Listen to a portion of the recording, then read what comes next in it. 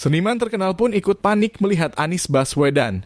Oleh Asyari Usman, kontenislam.com. Akhirnya semua orang panik, termasuk Butet Kertaredjasa seniman yang selama ini dipandang berkelas. Butet semestinya tidak cawe-cawe soal Pilpres 2024. Tapi itulah yang terjadi. Butet membacakan puisinya di acara Bulan Bung Karno di Stadion GBK, Jakarta Pusat 24 Juni 2023 kemarin. Yang ia bacakan itu lebih tepat disebut sebagai puisi kepanikan. Butet panik melihat dukungan yang sangat kuat dari rakyat kepada Anies Baswedan untuk memimpin Indonesia. Karena itu dia merasa perlu merendahkan baca pres Koalisi Perubahan untuk Persatuan KPP. Pepes ikan dengan sambal terong semakin nikmat tambah dengan empal, orangnya diteropong KPK karena nyolong, kok koar-koar mau dijegal. Begitu bunyi puisi Butet. Mudah ditebak siapa yang dia maksud. Tak lain yang disinggung adalah dugaan korupsi Formula E yang dipaksakan oleh Ketua KPK Firly Bahuri terhadap Anies.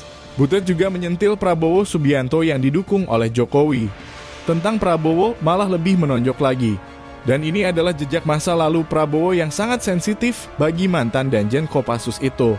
Hati rakyat Indonesia pasti akan bersedih jika kelak ada presiden hobinya kok menculik, kata seniman yang sering ikut dalam episode komedi politik di salah satu stasiun televisi itu. Tidak sulit ditebak. Narasi ini jelas ditujukan ke Pak Prabowo. Tidak ada informasi apakah puisi yang berisi sindiran ini diketahui lebih dulu oleh orang-orang PDI sebagai penyelenggara BBK. Tak jelas pula apakah Butet diminta membuat puisi seperti itu atau sepenuhnya diserahkan kepada dia. Kemungkinan besar Butet berinisiatif sendiri. Jarang seniman bisa diarah-arahkan apalagi untuk memihak dalam kontestasi politik. Katakanlah puisi Anies nyolong ini adalah prakarsa Butet sendiri. Ini menunjukkan seorang seniman yang biasanya independen dalam hal politik pun ikut panik melihat dukungan penuh rakyat terhadap Anies. Lantas, apakah seniman harus netral? Harus kalau dia tidak terjun langsung ke politik praktis.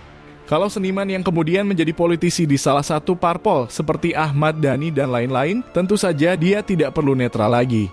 Bagaimana dengan Butet Kertaredjasa? Beliau ini kelihatannya pendukung Ganjar Pranowo. Mungkin juga sekaligus sebagai simpatisan PDIP, tapi dia bukan politisi. Butet sebagai seniman dan aktor televisi tidak layak lagi memerankan diri sebagai figur publik yang tidak partisan. Dengan tampil secara vulgar menyindir Anies, maka Butet resmi mendeklarasikan diri sebagai relawan Ganjar. Tentu ini tidak masalah. Silakan saja dia berperan sebagai relawan Ganjar. Mengkampanyekan Ganjar, mempromosikan Ganjar. Dari sini, kita bisa menyimpulkan bahwa seniman terkenal pun ikut panik melihat gerak maju Anies Baswedan.